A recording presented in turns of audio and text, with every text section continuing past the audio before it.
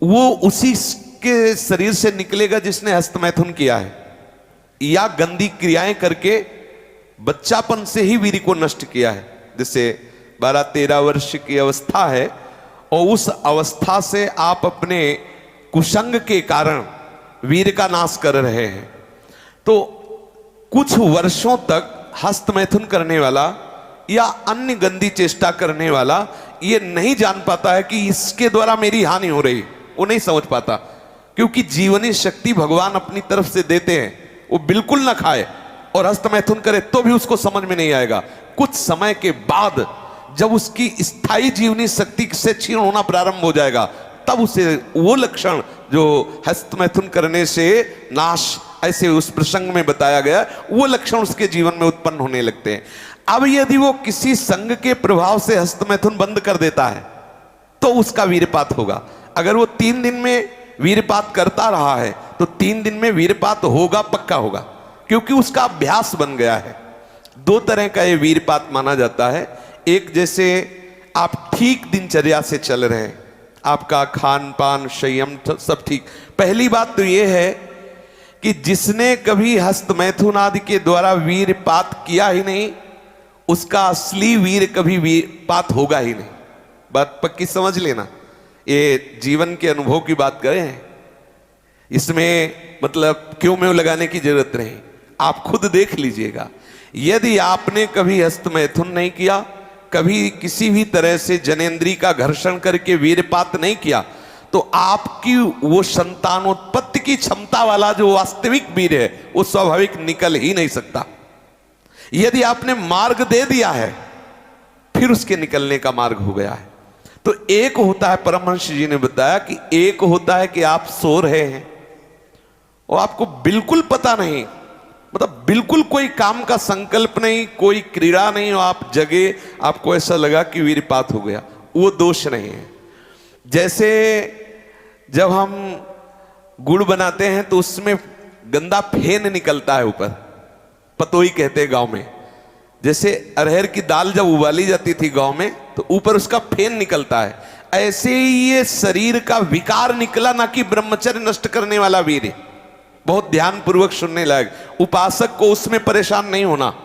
आपको बिल्कुल पता नहीं चला, कोई चेष्टा नहीं हुई, किसी भी तरह की हरकत नहीं हुई, और आप जगे हो, आपको लगा कि वो हमारे वस्त्र गंदे हो गए, तो वो आप ब्रह्मचारी ही हैं, आपके ब्रह्मचार्य का नाश नहीं हुआ, वो जीवनी शक्ति नहीं निकली।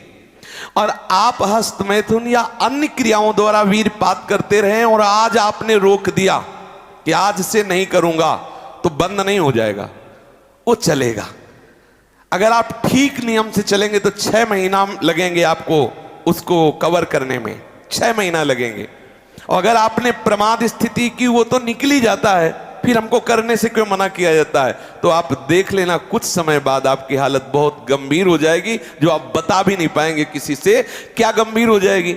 आप ऐसे ही साधारण क्रियाओं में ब्रह्मचर्यहीन हो जाएंगे, ऐसे ही छुएंगे वैसे आप ब्रह्मचर्यहीन हो जाएंगे। ये हम सब महापुरुषों के अनुभव और मिले हुए लोगों से, सैकड़ों लोग ऐसे मिलते हैं जो अपनी स्थितियों को बताते हैं। तो जो संत महापुरुषों ने जीवन में अनुभव किया है, उसके आधार पर पहले साधक को चाहिए कि ये देख ले कि हमारे द्वारा कोई हस्तमैथुन आदि क्रियाएं, जो निंदनीय क्रियाएं, वो तो नहीं हो रही। एक हमारे अंदर मान्यता बैठ गई है कि वीर चरण में ही आनंद है, ये साधक को छोड़ना होगा।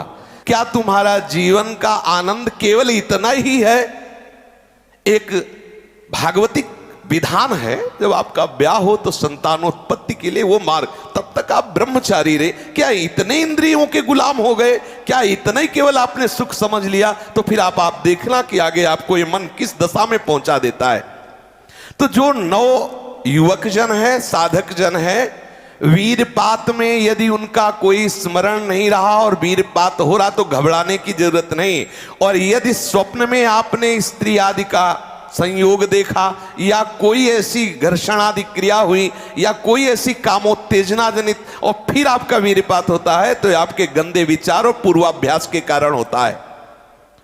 ये बहुत ही गंदी बीमारी है जो आपको अंदर ही अंदर खोखला करती जाएगी।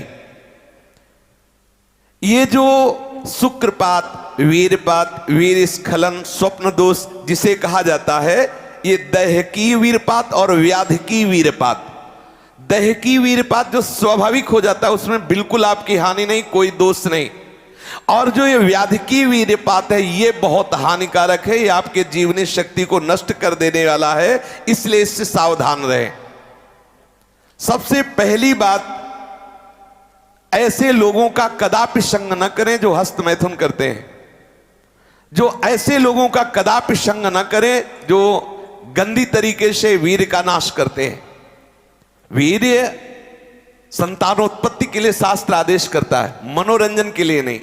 ये जीवनी शक्ति मनोरंजन का भी भाग नहीं है।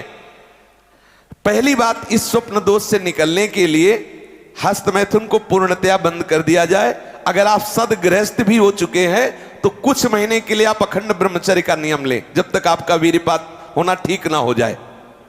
आप वो हानिकारक जो कामोत्तेजना बढ़ाने वाले भोजन है उनको छोड़िए, जैसे अत्यधिक नमक, बहुत कड़वी लाल मिर्च, और जैसे बहुत ही वो मीट मसाला आदि जो बहुत ही कड़वा तीखा, ऐसा गरम मसाला, और बिल्कुल गर्मा गर्म भोजन, ये आपके स्वप्न दोष के ठीक होने की बात है।